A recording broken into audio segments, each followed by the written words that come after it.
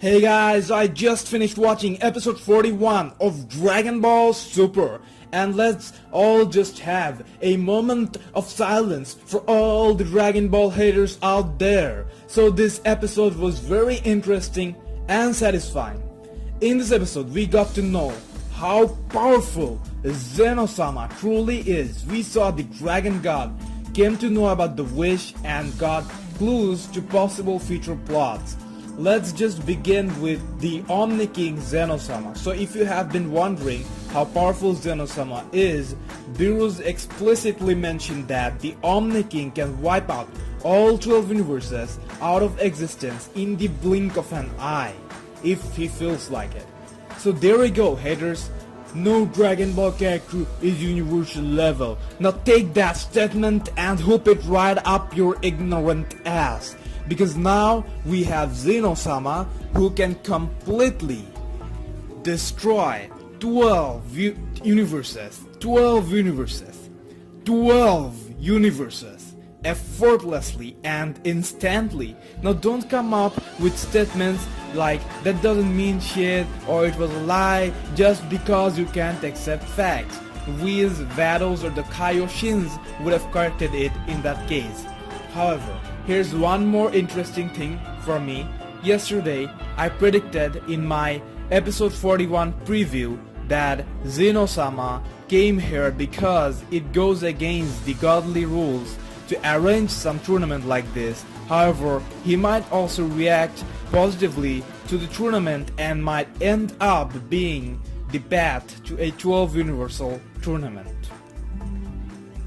And that is exactly what happened.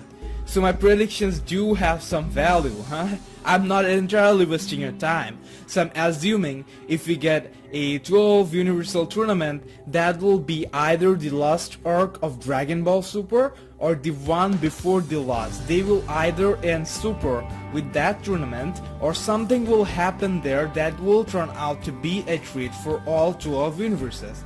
Now here's one crazy prediction I'm making without too many logic backing it up.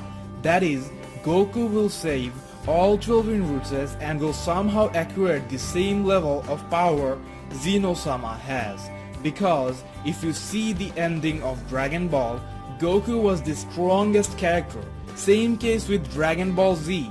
And though you might argue that the case is different here, he's the god of everything, I'm still throwing my gut feeling that they will end Super showing Goku and Vegeta as the highest form of power, unless they have plans to continue further.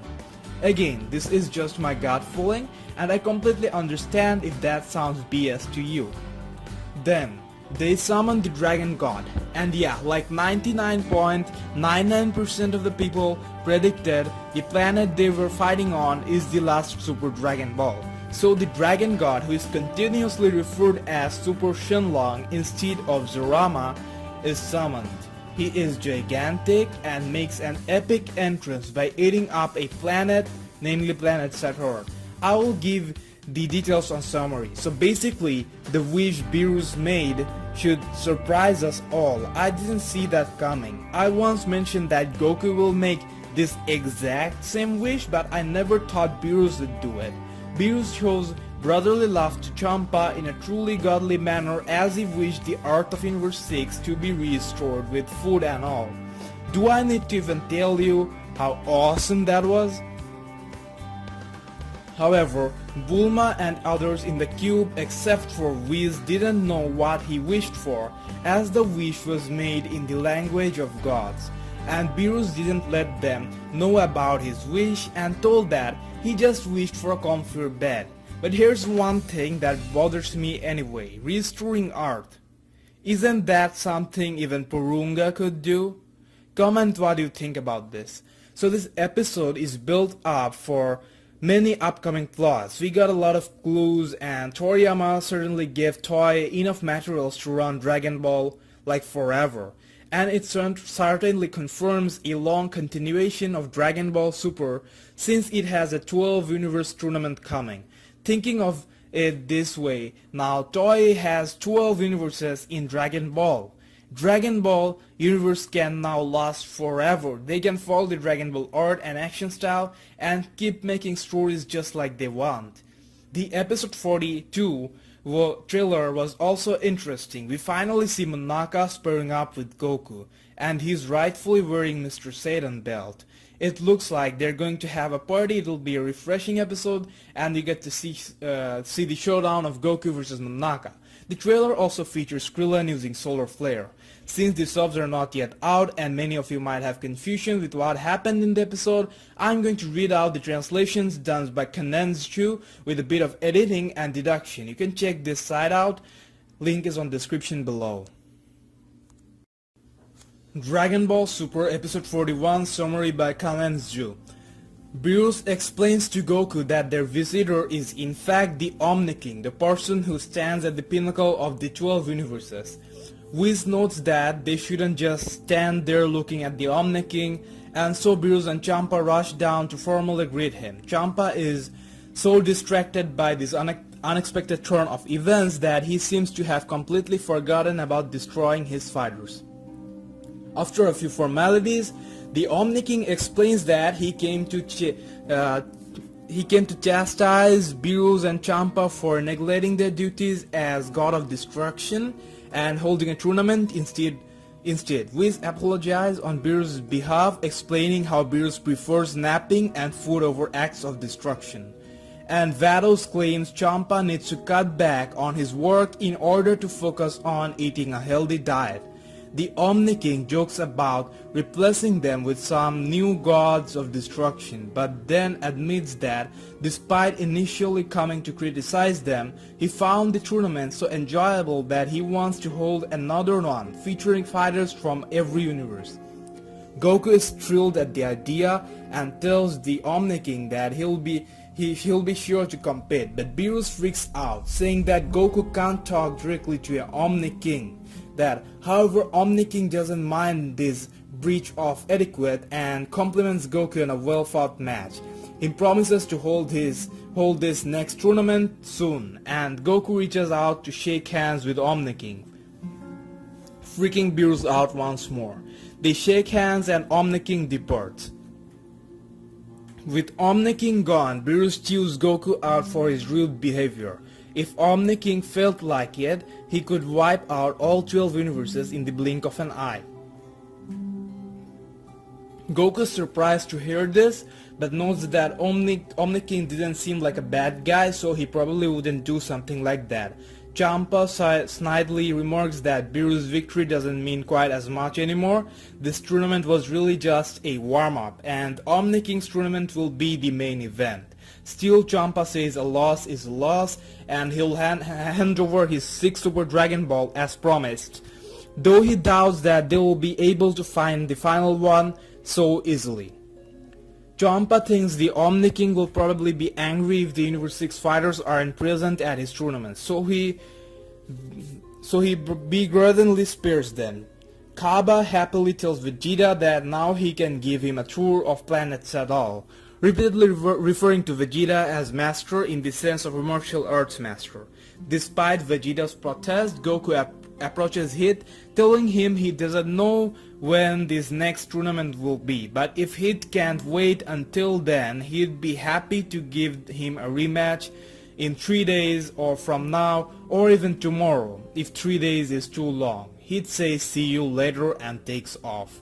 Meanwhile, Mr. Satan offers Monaka to be the mascot for his gym, but Monaka seems unsure. Now, the matter of the Super Dragon Ball is that it remains to be cleared up. At first, Bulma is at a loss because she can't seem to locate the signal for the 7th Super Dragon Ball on her radar. But looking closely, it turns out there are already 7 signals gathered together. Right there, Monaka suggests that they need to look at a space map like this from a 3D perspective. He thinks this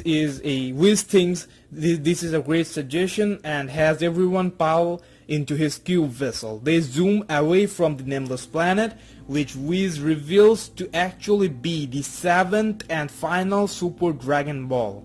Whis explains that when the Super Dragon Ball is scattered, after the last time they get granted a wish, this Super Dragon Ball must have collided with a small planet and became covered in the debris, making it look like a planet itself. With all 7 Dragon Ball gathered, they must now summon the dragon using the language of gods. At first it doesn't seem to work, but before too long, a titanic golden dragon, seemingly as big as a galaxy or bigger, appears. As the ship rocks wildly, Whis assures them that they have nothing to worry about. The ship is swallowed up by the dragon, and the next thing they know, they're in a stranger space. It turns out they're inside the body of Super Shenlong, as the character now refers to the dragon, and Goku wonders if this means they'll get popped out. A smaller version of Super Shenlong appears before them, and Beerus explains that this is the dragon core or nucleus. Super Shenlong speaks to them in the language of the gods, asking that they name their wish. Beerus says something in the divine language to Whis, who repeats it to Super Shenlong, saying that their wish is granted. Super Shenlong vanishes. Bulma demands to know what Beerus wished for, and he claims it was merely a comfy bed. Bulma says she could have easily given Beerus that and calls him an idiot, and Beerus threatens to destroy them all. Elsewhere, Champa and Vados are returning to their own universe when Vados uses her all-seeing staff to discover that Universe 6's version of Earth has been restored. It's inhabited once more with the same level of civilization as Universe 7's Earth. Now Champa can get all the tasty Earth food he wants. Champa realizes that this must have been what Beerus wished for, but is annoyed that how he owes Beerus a favor. Back on Beerus' planet, Goku still wants to spar with Monaka, and Beerus promises to let him sometime soon. But now it's time to go home. Beerus secretly pays Monaka off with a huge pile of gold, saying he'll keep using him to spur Goku on. For now though, Monaka can return to his ordinary job, apparently some sort of delivery man. Goku and the gang fly back to Earth, and Piccolo says this upcoming tournament between all the universes will be amazing. Jacko agrees, saying he'll take another holiday to come see it.